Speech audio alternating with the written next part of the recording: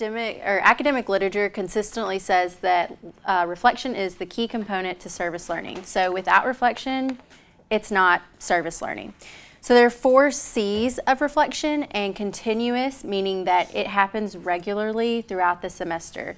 So it happens before, like that first day of class, during, and after, as in maybe a pre-post assessment of the class. So you have to make sure that the reflection is connected to your course content. Just as Jessica was saying, you want to make sure what you do with your community partner and your service learning is connected to what you want your students to get out of the course. It also needs to be challenging. So you want to give your students opportunities to explore, clarify, and alter their values, because without reflection, you're just reiterating negative stereotypes. An example of this is a professor had worked with the Donaldson Correctional Facility, and she did a pre-post evaluation, a little survey, and she evaluated students' values, and they actually changed afterwards how they felt about the inmates and the situation of the correctional facility. Contextualize is the last C of reflection, and that's just corresponding to course content again and making sure the experience is meaningful. So the process for reflection of students is that you want them to explain their experience during the reflection. And we'll go over those methods of how they can do that and discuss what it means to them and identify the next steps, whether that's in a next reflection piece or the next time that they go and volunteer with their community partner. So this graph, I know Barbara and Laurel, faculty fellows, have probably seen this. This is just a great who and when the students, how they're interacting with either the community partner themselves or the class, and pre, during, and after. And these are just some methods. Some key things we saw were alone for the student to do is maybe write a letter to themselves, kind of like the Donaldson Correctional Facility, and they can go back after the class and read it. And another thing we saw was a letter to the next year, like writing a letter to the students in the next cohort of what they got from the experience and what they need to remember when they're going through it. As a group, in-class discussions and even using Canvas posts or blog posts are great. And also with the community partner, maybe doing a presentation, almost like a public dissemination to the community partner, showing them what they learned by serving with them. And some other methods can be journals, essays, directed reading responses, presentations, like I said, photo essays, films, like the ethnographic filmmaking class.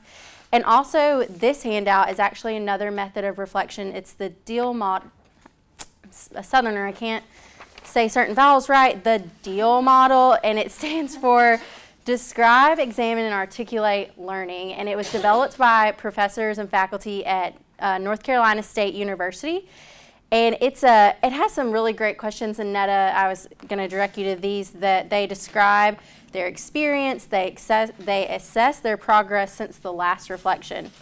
And a great thing I like about it is that it examines experience from not only a personal perspective, but a civic and an academic perspective, which is really great when you're trying to make sure that negative stereotypes aren't reinforced and to challenge their thinking. So these in-depth questions make for successful reflection. Okay, and this is key number 8. We inverted the keys, and I'm going to talk about conducting assessment. So Nicole alluded to this when she was talking about the Donaldson Correctional Facility. You can do a pre and a post test as a form of assessment. It can be something as simple as having students, like she said, to write a letter to themselves or to write their expectations. Like, what do you think that you're going to get out of this experience? What are your thoughts about inmates, people who've committed crimes?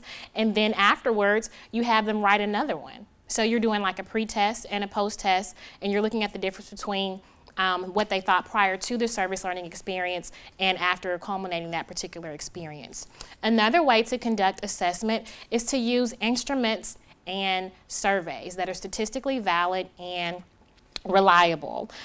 These things, they can assess citizenship skills. Nicole also alluded to that, which is like skills for political action, tolerance, their social justice perspectives, their understanding of different community problems or how people have different perspectives about different issues, and also empathy. right? Because a lot of times you develop empathy, and we know the difference between empathy and sympathy. Sympathy is more so feeling sorry for someone, and empathy is more so understanding that person's particular situation. And when we speak to classes, we like to use the example of sympathy saying like, hey, I'm sorry this person doesn't have any shoes to wear. I feel bad for them. They don't have any. And empathy is more so, you know what, let me try to walk a mile in this person's walk without those particular shoes. So we try to give that example. And that's, it sounds easy to us, but it's a really difficult concept for students to gain, and a difficult skill for them to acquire. So it's really good to assess empathy amongst some other things. And what we provided is some examples of actual instruments that are statistically valid and reliable that you can use to give prior to the experience, after the experience, or you can just give it one time after the experience. One of them is the Civic Attitudes and Skills Questionnaire. It's called the CASQ, and it's used a lot in service learning, and some professors at Tulane developed this, and it's been revised over a number of years. And it has 6 scales. One is on civic action, interpersonal and problem-solving skills, political awareness, leadership, social justice attitudes, and diversity attitudes. And just some quick examples of some of the items on the scale is, I plan to become an active member in my community. When trying to understand the position of others, I put myself in their situation. I'm aware of events happening in my local community. So simple questions like that, a lot of times assessment can be very scary or intimidating, but it doesn't really have to be. Another example of an instrument is the Global Perspectives Inventory. I don't know if anyone has heard of that one. It's available online through the GPI website, and it actually has 3 different forms. And it assesses the students' perspectives on their interaction with other cultures, volunteerism, the impact of global citizenship, and there are also items on there about coursework and students' co-curricular activities. And there are 3 different forms: a general student form, a study abroad form, and a new student form. And one thing that we did not mention is there are some online service learning experiences and international service learning experiences. And these different forms will help tap into different questions that you can ask about their global perspective, whether or not they're here or abroad. In addition to that, in regards to conducting assessment, you have to look at its wider uses and implications. And when I say that, manuscripts, right? When you think about you're doing this class, Laurel is smiling. She and I are working on a manuscript together in regards to service learning.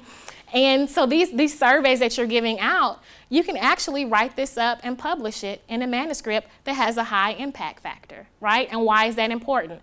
For tenure and promotion, right? This can go in your dossier as well. And also conference publications. A lot of conferences will be more than willing to accept you if you're integrating students into learning and you have some sound methodological practices to back it up.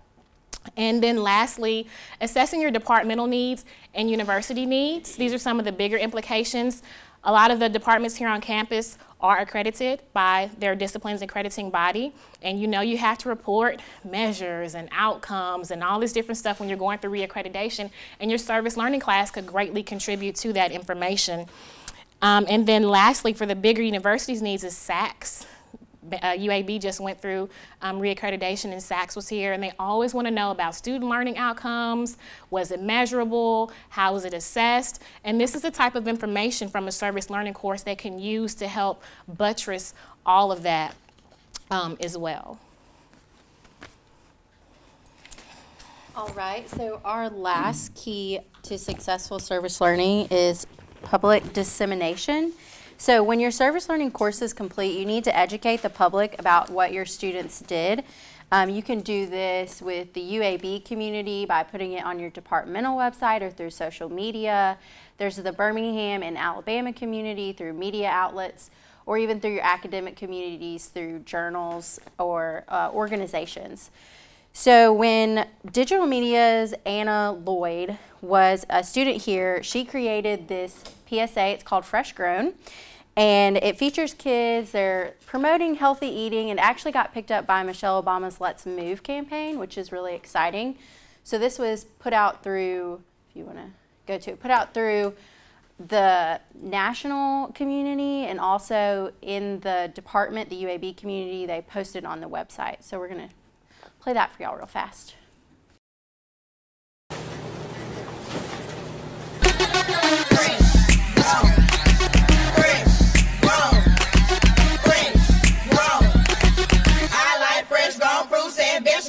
Green beans and collard greens, carrots keep me fit and lean. And when the weather gets hotter, you know I'm grabbing for water. Keep the soda to yourself, I'm diving in like an otter for starters. I like fresh fruits at home, fruits and veggies, that's what they fresh grown.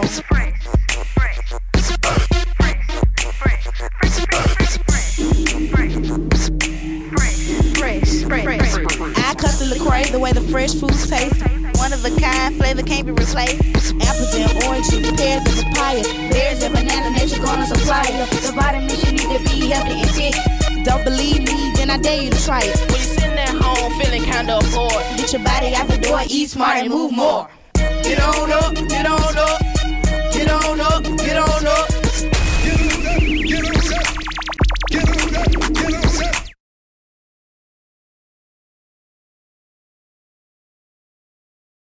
Another handout that I have is the Inglenook Young Riders in Birmingham celebration.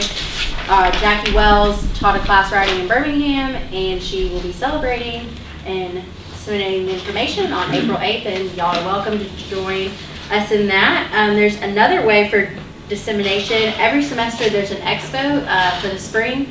UAB Research will be having theirs April 10th, and y'all students are welcome to submit their abstracts and posters to that. We welcome that.